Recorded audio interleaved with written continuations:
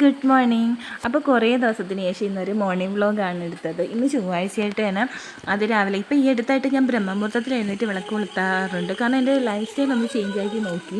വേറൊന്നും കൊണ്ടല്ല, ത്രിസന്ധി സമയത്ത് എനിക്ക് വിളക്ക് കൊളുത്തൽ മാത്രമേ ഉള്ളൂ. നാമം ജപിക്കാനോ അങ്ങനത്തെ ഉള്ള കാര്യങ്ങളൊന്നും നടക്കാറില്ല. നിഹക്കുട്ടി സമ്മതിക്കത്തില്ല. അപ്പം ഞാനിപ്പോൾ അത് ബ്രഹ്മമുഹൂർത്തത്തിൽ എഴുന്നേറ്റ് ഇതൊക്കെ ചെയ്യാൻ തുടങ്ങിയതിന് ശേഷം നല്ലൊരു പോസിറ്റിവിറ്റി എനിക്ക് ഫീൽ ചെയ്യാൻ തുടങ്ങി. അതായത് ഒരു മെഡിറ്റേഷൻ കഴിഞ്ഞിട്ട് വരുമ്പോൾ കിട്ടുന്ന അതേ ഒരു റിസൾട്ടാണ് എനിക്ക് ഈ ഒരു രാവിലത്തെ വിളക്കൊക്കെ കൊളുത്തി പ്രാർത്ഥിച്ചിട്ടൊക്കെ വരുമ്പം കിട്ടുന്നത്.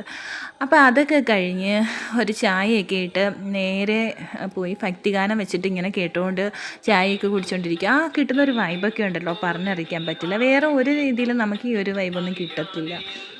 അപ്പോൾ ആ ഒരു സമയത്ത് നിഹക്കുട്ടി എഴുന്നേറ്റ് വന്നു. പിന്നെ അവളെയും ഇതേപോലെ തന്നെ ഫ്രഷ് ആക്കിയിട്ട് ഭക്തിഗാനം കേൾക്കാനിരുത്ത് ഞാൻ. അപ്പോൾ അവൾക്കും അതൊരു റൊട്ടീനായിട്ടുണ്ട്. പിന്നെ അവൾക്ക് ഡ്രൈ ഗ്രേപ്സ് ഒക്കെ വെള്ളത്തിലിട്ടത് കൊടുക്കും. അതും അവളിപ്പം സ്ഥിരമായിട്ട് കഴിച്ച് പോകുന്നുണ്ട്. അതിനുശേഷം ഞാൻ അവൾക്ക് അവളുടെ ഫേവറേറ്റാണ് ദോശ. അങ്ങനെ ദോശയൊക്കെ ഉണ്ടാക്കി കൊടുത്തു. ആളത് കഴിച്ച് പിന്നെ ഞങ്ങൾക്കുള്ളത് ഉണ്ടാക്കിക്കൊണ്ടിരുന്നപ്പോഴത്തേക്കും എനിക്ക് വിളി വന്ന് അവിടെ എന്തോ പണി അവിടെ ഉണ്ടാക്കിയിട്ടുണ്ടെന്ന് മനസ്സിലായി. ചെന്ന് നോക്കിയപ്പോൾ അത് ഇതാണ്, ഐലൈനർ ഫുള്ളെടുത്ത് സ്വന്തമായിട്ട് കൂട്ടി മേക്കപ്പ് ചെയ്തതാണ്. അപ്പോൾ ഓരോ ദിവസം ഓരോ പണികളാണ് ഇങ്ങനെ കിട്ടിക്കൊണ്ടേയിരിക്കുന്നത്. അപ്പോൾ ഇന്നലത്തെ ദിവസമാണെങ്കിൽ ലിപ്സ്റ്റിക്ക് എടുത്ത് ഫുൾ ഓപ്പൺ ആക്കിയിട്ട് ബെഡ്ഷീറ്റ് ഫുള്ള് കുളമാക്കിയിട്ടുണ്ടായിരുന്നു. അപ്പോൾ ഇന്ന് ഇതാണ് കിട്ടിയത്.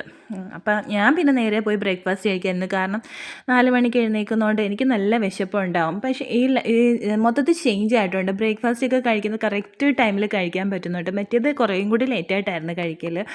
ഇപ്പം നമുക്ക് ദിവസത്തിനൊക്കെ നല്ല ദൈർഘ്യമുള്ള പോലെയൊക്കെ തോന്നലുണ്ട്.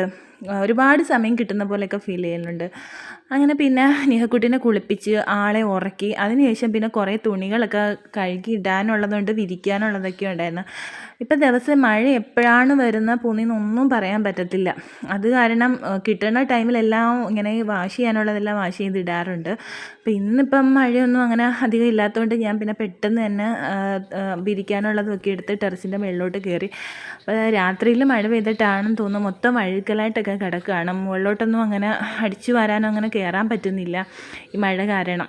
ഇനി വെയിൽ വന്നിട്ട് വേണം ഇവിടേക്ക് ഒന്ന് ക്ലീൻ ആക്കാൻ. അപ്പോൾ ഇതൊക്കെ കഴിഞ്ഞ് ഇനി നേരെ ലഞ്ചിൻ്റെ